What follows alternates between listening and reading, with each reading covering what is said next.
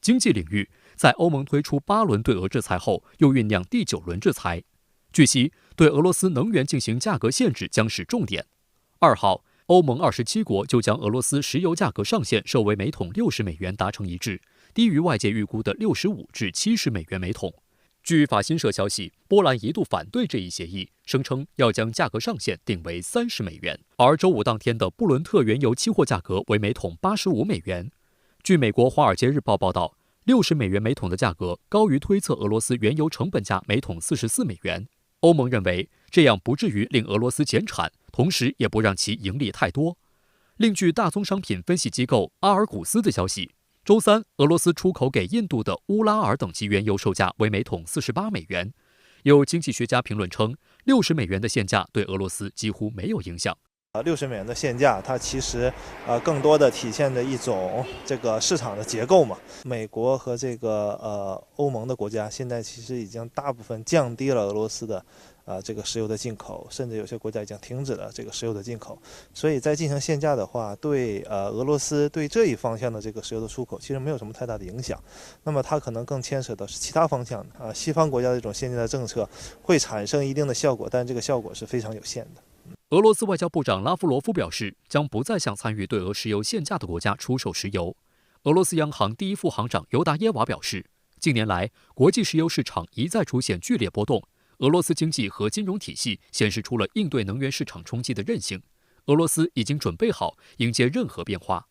俄罗斯国家杜马国际事务委员会主席斯卢茨基表示，欧盟这项举措将危及自身的能源安全，而且违反了市场法律法规。对俄罗斯石油设置价格上限，由美国最先在7国集团中推动。今年9月的7国集团财长会就此达成一致，当时提出，欧盟和美国拒绝对售价超过每桶60美元的俄产石油提供商业保险和融资服务。这意味着相关运输船只无法正常靠港，是一种事实上的禁运措施。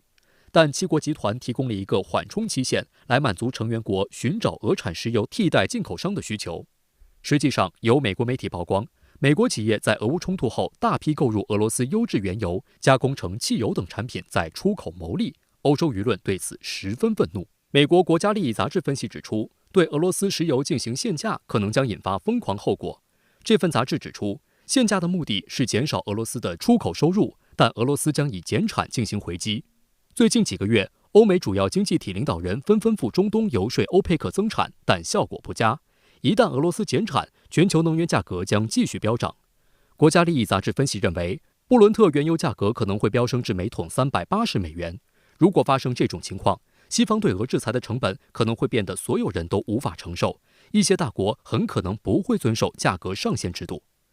对于欧盟和7国集团提出的限价措施，俄方也正在酝酿反制措施。俄罗斯总统新闻秘书佩斯科夫近日表示，俄罗斯正在与哈萨克斯坦和乌兹别克斯坦讨论建立天然气联盟。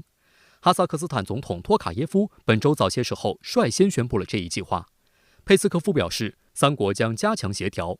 俄罗斯副总理诺瓦克强调，俄罗斯、哈萨克斯坦和乌兹别克斯坦实际上自苏联时代起就有一个天然气运输系统，在天然气供应、加工及向其他目的地出口方面，我们有着巨大合作潜力。天然气的这个联盟其实是一个俄罗斯现在做一个非常好的一个设想啊。那么实际上是这个俄罗斯多年前它这个力主成立的一个国际天然气这个出口国论坛的这么一个地区性的一个表现啊。也就是说，他想通过这个传统的这个天然气的出口国，那么构建一个比较稳定的天然气出口国的这么一个